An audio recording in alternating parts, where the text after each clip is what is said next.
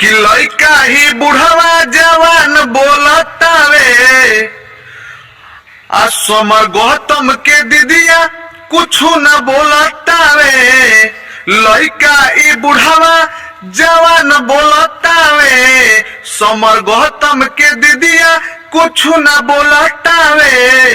कि समर गौतम से वो कर सुधार ना होई, कि समर गौतम से वो कर सुधार ना होई। ए भाई टुनटुन यादव के तू जीजाल बनाई, समर टुनटुन यादव के तू जीजाल बनाई, गौतम टुनटुन यादव के तू जीजाल बनाई। भागसा कि सबसे ज्यादा उनकर बढ़ल जाता दोनों बॉय गानवा।